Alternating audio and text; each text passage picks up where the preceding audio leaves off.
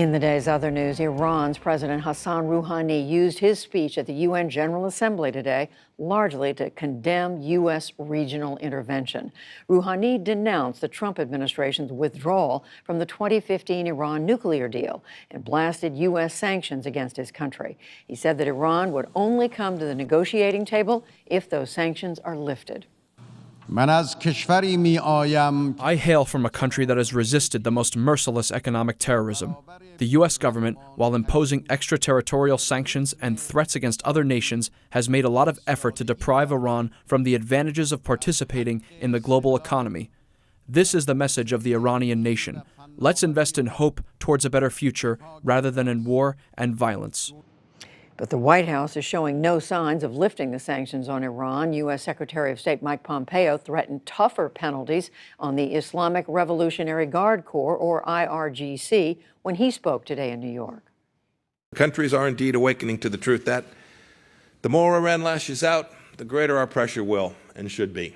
Yes, as long as Iran's menacing behavior continues, sanctions will not be lifted. They will be tightened. Later, Pompeo said the U.S. would like to see a peaceful resolution with Iran, but he insisted it is, quote, up to the Iranians to make that decision. Israeli Prime Minister Benjamin Netanyahu has now been tasked again with forming a new government. Israel's president made that decision today after Netanyahu and his rival, former military chief Benny Gantz, failed to broker a unity government. Neither of their parties were able to secure a majority in parliament in last week's election. Netanyahu now has up to 6 weeks to form a coalition. He failed to do that after the first election in April. British lawmakers returned to Parliament today, a day after Britain's Supreme Court ruled that Prime Minister Boris Johnson's suspension of the body ahead of the Brexit deadline was illegal. The Prime Minister addressed the House of Commons and took aim at the opposition Labour Party and its leader, Jeremy Corbyn. Johnson challenged them to try to oust him with a no-confidence vote in hopes of breaking the gridlock over Brexit.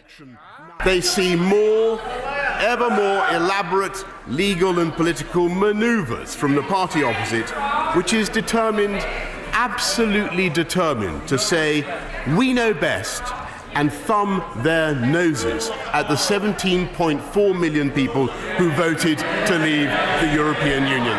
After yesterday's ruling, Mr. Speaker, the Prime Minister should have done the honourable thing and resigned. Yet, Mr. Speaker, here he is, forced back to this House to rightfully face the scrutiny he tried to avoid. Johnson currently plans to withdraw from the European Union by October 31st, with or without a withdrawal agreement. But the opposition said that it won't back a new election unless a no-deal Brexit is ruled out. The Trump administration has reached a deal to send asylum seekers at the U.S.-Mexico border to Honduras, one of the world's most violent nations. The U.S. has already signed similar pacts with El Salvador and Guatemala. Many of the details remain unclear, but it is part of a broader strategy to deter migrants from entering the U.S. from Mexico. Puerto Rico and the U.S. Virgin Islands escaped the worst of Tropical Storm Karen, but authorities did report minor power outages and flooding. Karen is now moving away from the islands, but forecasters warned the heavy rain could linger across the northeastern Caribbean. Meanwhile, Jerry was downgraded to a post-tropical cyclone as it passed near Bermuda, with sustained winds around 40 miles an hour. And stocks bounced back on Wall Street today after President Trump signaled a trade deal with China could come soon. Although when asked for details by a reporter late in the afternoon, he said he had nothing to add.